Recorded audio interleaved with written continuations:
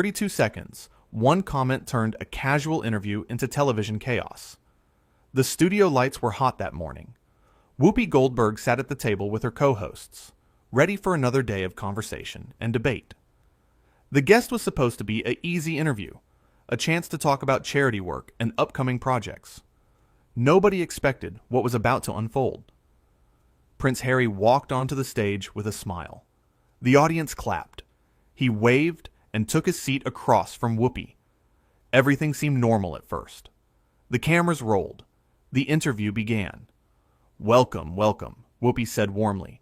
"We're so glad to have you here today." "Thank you for having me," Harry replied, settling into his chair. Whoopi started with simple questions. She asked about his recent travels, about the charities he supported, about life in California. Harry answered each question, but there was something in his tone. Something sharp. Something that suggested he would rather be anywhere else. "So, tell us about the foundation you're working with," Whoopi continued, keeping her voice friendly and open. Harry sighed. Actually sighed. On camera. "Well, it's quite complex. I'm not sure the audience here would fully understand the scope of what we're trying to accomplish." The co-hosts exchanged glances. Whoopi's smile tightened just slightly, but she pressed on. "Try us. We're pretty smart people." "I'm sure you are," Harry said, but the way he said it made it sound like he meant the opposite. "It's just that this work requires a certain level of, how do I put this, sophistication." One of the co-hosts shifted in her seat. The audience had gone quiet. You could feel the tension building, like a storm about to break. Whoopi leaned forward. "Sophistication. I see. Well, why don't you break it down for us unsophisticated folks?" Harry missed the warning in her voice entirely. "Look, no offense, but daytime television isn't exactly known for deep intellectual discourse, is it?" The audience gasped. Actually gasped. Whoopi's co-hosts looked shocked, but Whoopi herself stayed calm. Deadly calm. "No offense," Whoopi repeated slowly. "You just insulted everyone in this room, everyone watching at home, and everyone who works on this show. But no offense." "I'm simply being honest," Harry said, crossing his arms. "People watch shows like this for entertainment, not for real information." "Shows like this," Whoopi said. "You mean the show you agreed to come on? The show you're sitting on right now?" Harry waved his hand dismissively. "I'm here because my publicist said I should be. Something about reaching Middle America." He said Middle America like it was a disease. The co-hosts were silent now. They knew Whoopi well enough to recognize the look on her face. She was giving Harry rope. Lots of rope. And he was tying it into a noose all by himself. "Middle America," Whoopi said. "The people who buy your books. The people who watch your documentaries. The people who donate to your charities." "I suppose," Harry said, "though I wish they'd be more discerning about their media consumption." That was it. That was the moment. You could see it in Whoopi's eyes. She was done. "Let me ask you something," Whoopi said, her voice still controlled, but with steel underneath. "Do you think you're better than the people watching this show?" Harry laughed. He actually laughed. "I didn't say that." "You didn't have to," Whoopi shot back. "You've been saying it with every word out of your mouth since you sat down." "Now hold on," Harry said, uncrossing his arms and sitting up straighter. "I don't appreciate your tone." "My tone?" Whoopi's eyebrows went up. "My tone? You come on my show, insult my audience, insult my co-hosts, insult the entire concept of what we do here, and you're worried about my tone?" "I'm simply pointing out that there are levels to public discourse," Harry said. "Some platforms are more serious than others." "Serious," Whoopi repeated.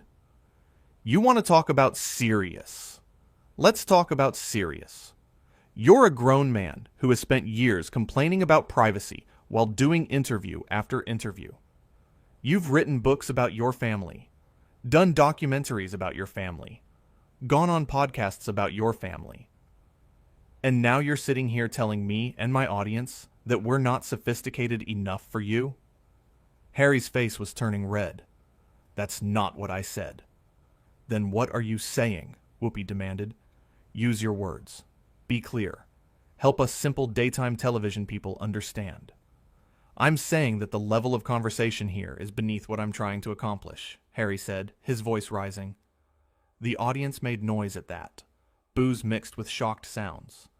Whoopi held up her hand for quiet. Beneath you, she said. We're beneath you. I didn't use those exact words, Harry protested. You don't need to, Whoopi said. It's dripping from every sentence. You know what I think? I think you've forgotten something important.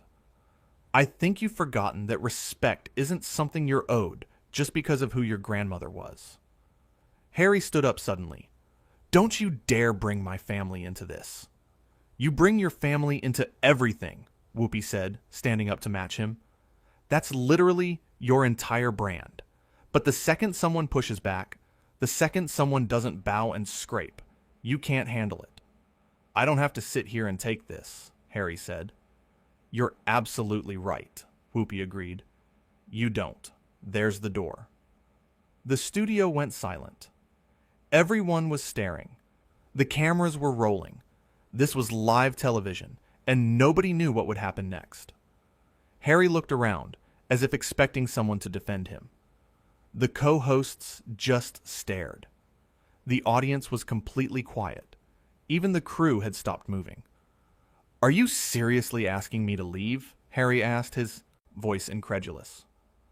I'm not asking, Whoopi said calmly. You said you don't have to sit here. I'm agreeing with you. You can leave. This is outrageous, Harry sputtered. Do you know who I am? I know exactly who you are, Whoopi said. You're someone who thinks a title makes you special. You're someone who forgets that kindness and respect go both ways. You're someone who came on my show and treated everyone here like we're lucky to breathe the same air as you. I have never been so insulted in my life, Harry said. Really? Whoopi shot back. Because you've been insulting everyone here for the past 10 minutes. But I guess it only counts when it happens to you. Harry grabbed his microphone and yanked it off. The sound guy winced as the wire pulled. I'm leaving. Good, Whoopi said. Don't let the door hit you on the way out. But Harry wasn't done. He turned back, his face flushed with anger. You're going to regret this. Do you understand what kind of influence I have? Whoopi laughed. Actually laughed. Influence? Honey, I've been doing this for decades. I've interviewed presidents. I've won awards you can't even pronounce. Your influence doesn't scare me. We'll see about that, Harry said. Yes, we will, Whoopi replied. Now are you leaving, or are you going to keep threatening me on live television? Harry pointed at her. You're making a huge mistake. The only mistake I made was booking you in the first place. Whoopi said, Now go. Harry looked at the co-hosts again. None of them said a word. He looked at the audience. They were all staring at him with expressions ranging from shock to disgust. He looked at the cameras, and for a moment, you could see him realize what he had done. How this looked, how this would play. But instead of apologizing, instead of trying to salvage the situation, he doubled down. This is exactly why I left, he said. This kind of treatment. This disrespect.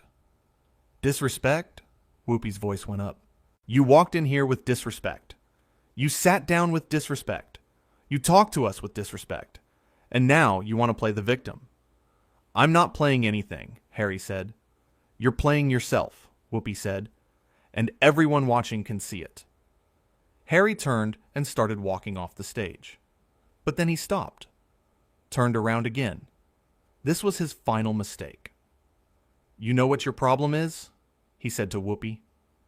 Please, Whoopi said, crossing her arms. Enlighten me. Your problem is that you can't handle someone who doesn't need you. Someone who's actually important. The audience erupted. Boos filled the studio. Whoopi's co-hosts looked horrified, but Whoopi just smiled. It wasn't a nice smile. Actually important, she repeated. You mean like someone who's done more than be born into the right family? Someone who's built a career on talent instead of bloodline? Someone who's earned respect instead of demanding it?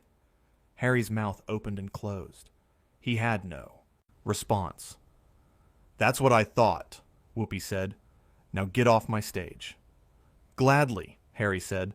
I wouldn't want to waste any more time with someone so... He paused, searching for a word. So what? Whoopi challenged. Go ahead. Say it. Tell everyone what you really think. Harry seemed to realize he was cornered. Anything he said now would only make things worse. He turned and walked toward the exit, but Whoopi wasn't finished. And Harry, she called out. He stopped, but didn't turn around. Next time you go on a talk show, try remembering that the host isn't there to worship you. They're there to have a conversation. And conversation requires respect. Both ways. Harry walked off without responding. The door closed behind him. For a moment, nobody in the studio moved. The silence was deafening. Then Whoopi turned to the camera. Well, she said, that happened. The audience exploded into applause. They stood up. They cheered. Whoopi's co-hosts were clapping too, shaking, their heads in disbelief.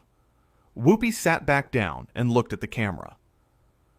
We need to go to commercial, she said, because I need a minute to process what just happened. One of the co-hosts leaned over. Are you okay? I'm fine, Whoopi said, but we're going to talk about this when we come back.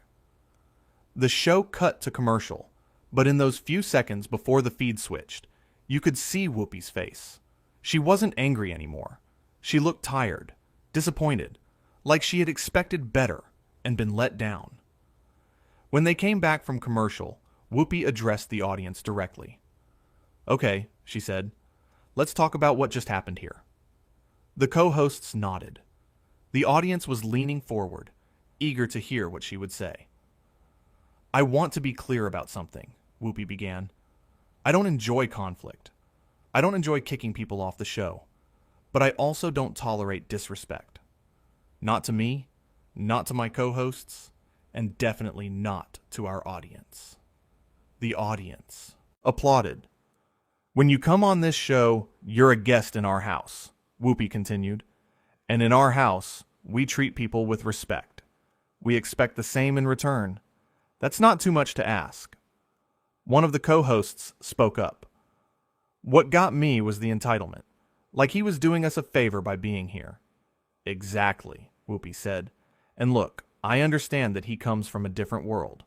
I understand that he's dealt with a lot, but that doesn't give anyone the right to look down on other people. Another co-host chimed in. The way he talked about the audience, like they're not smart enough to understand his work. That was the worst part, Whoopi agreed. Our audience is smart. Our audience is engaged. Our audience deserves respect. And if you can't give them that, you don't belong on this stage. The audience cheered again. I've been in this business a long time, Whoopi said. I've interviewed all kinds of people. Rich people, poor people, famous people, regular people. And you know what I've learned? Respect has nothing to do with status. Some of the kindest people I've met have nothing. Some of the rudest people I've met have everything. She paused, letting that sink in. What happened today was a teaching moment, she continued. Not for me, not for us, but hopefully for him. Because at some point, he's going to have to realize that being born into privilege doesn't make you better than anyone else. It just makes you luckier. The co-hosts nodded. The audience was completely focused on every word. I hope he learns from this, Whoopi said. I really do. Because the world doesn't need more entitled people. The world needs more humble people. More kind people. More people who understand that we're all human beings, deserving of basic respect. She looked directly at the camera. And to everyone watching at home, I want you to know something. You matter. Your intelligence matters. Your opinions matter. Don't let anyone tell you otherwise. Not a Prince, not a president, not anyone. The audience gave her a standing ovation. It lasted for nearly a minute. Whoopi sat there, taking it in, a small smile on her face. When the applause finally died down, she said, "All right, we've got a show to do. Let's bring out our next guest." The show went on. They talked about other topics. They laughed. They had debates. But the energy was different now. There was a sense of solidarity in the room. Everyone had witnessed something together. Everyone had seen what happens when respect isn't given, and someone finally demands it. Behind the scenes, the staff was buzzing. Nobody could believe what had just happened. Live television was unpredictable, but this was something else entirely. This was going to be talked about for years. The producers were already getting calls. News outlets wanted comments. Social media was exploding. Everyone wanted to know what had happened, what would happen next, what this all meant. But in the studio, Whoopi just kept going. She did her job. She talked to her guests. She engaged with her co-hosts. She proved exactly why she had been doing this for so long. Nothing rattled her. Nothing threw her off her game. When the show finally ended and the cameras stopped rolling, Whoopi stood up and stretched. Her co-hosts gathered around her. "That was intense," one of them said. "It was necessary," Whoopi replied. "Sometimes you have to stand up for yourself and your audience. Otherwise, people will walk all over you." They talked for a few more minutes, processing what had happened. Then Whoopi went to her dressing room. She sat down in front of the mirror and looked at herself. She had done the right thing. She knew that. But it still felt heavy. She didn't enjoy confrontation. She didn't enjoy making people leave. But she also knew her worth. She knew the worth of her show, her co-hosts, and her audience. There was a knock on the door. One of the producers came in. "You okay?" the producer asked. "I'm fine," Whoopi said. "How's it looking out there?" "Chaos," the producer said honestly. "But good chaos. People are supporting you. They're saying you did the right thing." Whoopi nodded. "Good." "Some people are saying you were too harsh," the producer added. "Some people always will," Whoopi said. "That's okay. They're entitled to their opinion." The producer hesitated. "Do you regret it?" Whoopi thought about that for a moment. "No," she said finally. "I don't. He needed to hear it. And our audience needed to see that we value them. That we won't let anyone disrespect them." "Well, for what it's worth," the producer said, "I think you handled it perfectly." Whoopi smiled. "Thanks." Back in the studio, the crew was breaking down the set. They were all talking about what had happened. Everyone had an opinion. Everyone had a reaction. "Did you see his face when she told him to leave?" one crew member said. "I thought he was going to have a heart." "Attack," another replied. "He couldn't believe someone was standing up to him," a third added. "You could see it in his eyes." They laughed, but it was uncomfortable laughter. They had all witnessed something awkward and tense and real. Television wasn't supposed to be this real. In homes across the country, people were calling their friends. They were posting online. They were talking about what they had just witnessed. The clips were already spreading. The moment was already becoming legendary. Some people defended Harry. They said Whoopi was too aggressive, too confrontational, too quick to kick him off. They said she should have been more understanding of his perspective. But far more people defended Whoopi. They said she was right to demand respect. They said Harry had it coming. They said it was about time someone told him that being royal doesn't mean being better than everyone else. The debate raged online and in living rooms and at water coolers. Everyone had an opinion about what had happened and what it meant. But back in the studio, Whoopi was already thinking about tomorrow's show. She had guests to prep for, topics to research, work to do, because that's what professionals do. They handle the crisis, they stand their ground, and then they move forward. No dwelling, no second guessing, just forward motion. Her co-hosts came to say goodbye before leaving for the day. "See you tomorrow," one of them said. "Same time, same place." Whoopi replied with a smile. "Think we'll top today's show?" another asked jokingly. "God, I hope not," Whoopi said, and they all laughed. They left, and Whoopi gathered her things. She looked around the empty studio one more time. The lights were dimming.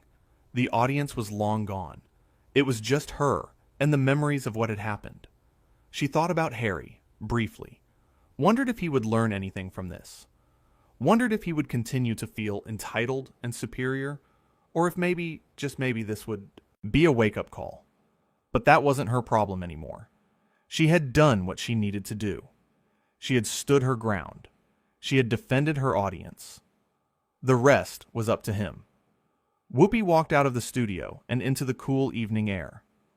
Tomorrow there would be more interviews, more topics, more moments.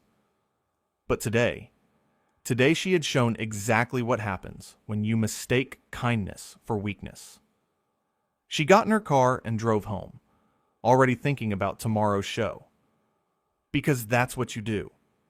You stand up for yourself, you handle your business, and you keep moving forward. The world keeps turning. The show goes on.